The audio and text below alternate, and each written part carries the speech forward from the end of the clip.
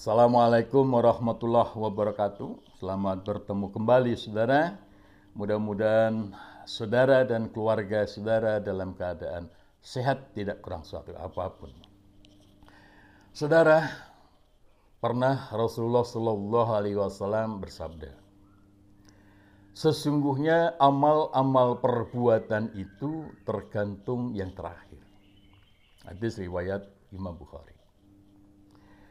Sabda Rasulullah ini memberikan pemahaman kepada kita bahwa tempat kita, penentu tempat kita yang terakhir di akhirat nanti, di surga atau di neraka, adalah amal hidup kita yang terakhir. Nah, ini penting untuk senantiasa kita ingat. Saudara, ada sebuah kisah lama. Ada dua orang bersaudara. Namun kehidupan mereka, perjalanan amal hidup mereka itu berbeda. Meskipun mereka tinggal dalam satu rumah.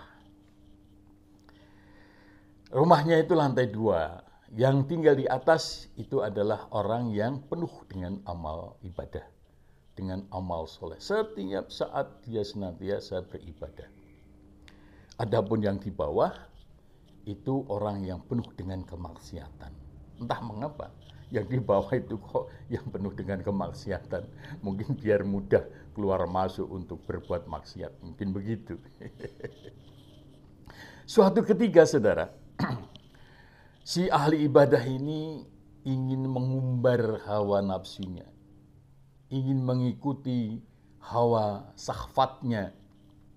Dia ingin menghibur diri.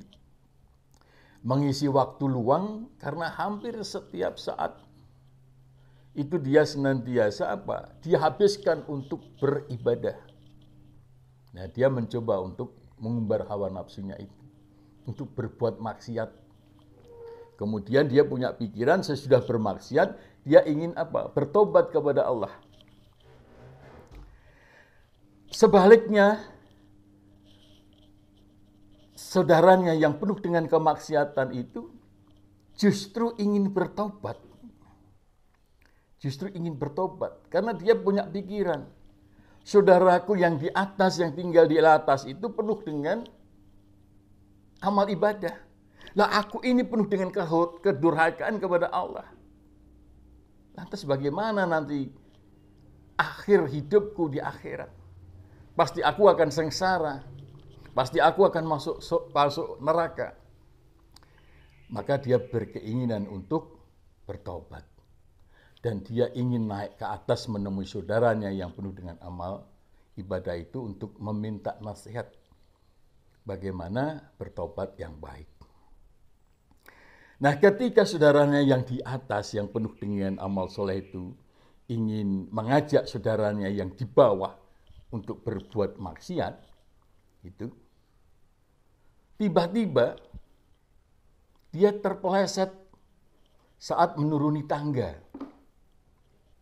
Dan ternyata ketika dia jatuh, dia menjatuhi saudaranya yang penuh kemaksiatan, yang ingin bertobat, yang lagi juga sedang mau naik untuk menemui saudaranya. Tiba-tiba keduanya jatuh bersama dan mati saat itu juga bersama.